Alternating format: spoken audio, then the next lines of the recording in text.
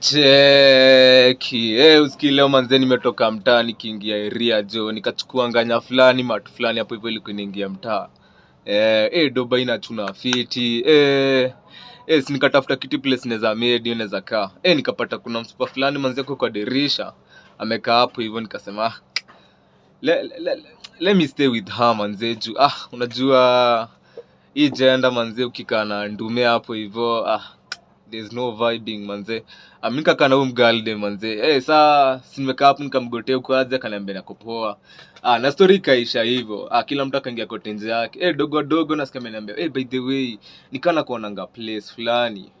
Ama nishai kuona. Mimi nikamuuliza, ushainiona wapi tena?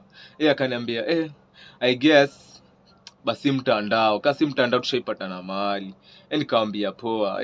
Nikamwambia maybe wewe ushainiona maybe zima mtandao juu sikosangi. Akaniambia poa. Akaniambia bede kuna kitu fulani nilikuwa nataka unifanyie. Na sijui manze kama utaichukuliaje lakini manze niko mbaya. Nikamwambia ni gani inaonekana za kuokolea manze. Juu unajua nikusaidiana kwa hii dunia. Akaniambia manze niko na nini 3 hapo hivyo. So hizi vitu 3, ya kwanza ni manze naweza kupiga kimunju venye unadai kwa higa tukiwa hapa tu kwa gari, ni kupiga tu kimunju manze usikie poa.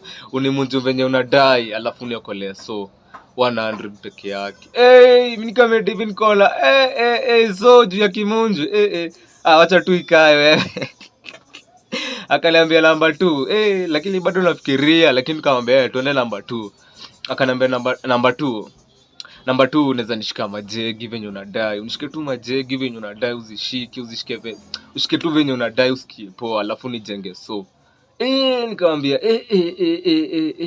walai nishike majegi venye nadai alafu nikujenge so. Nikamwambia pala acha tu ikae hadi mimi niko na majegi zangu jo. Wacha wewe. Dogo dogo kaniambia 3 naweza kupea head. Naweza kupea head tukiwa hapa tu kwa gari. Manze, acha nikuambie. Hata sikumuuliza ni ngapi. Ilibidi nisitumie kichwa jo. Hapo sikutumia kichwa jo. Ni mbaya. Msolombo iliona moto jo. Huyo kwela manze nilimfanya mbaya. Nilimfanya mbaya.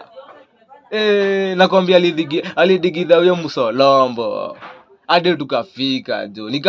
Nikamjinga zake jo za macho.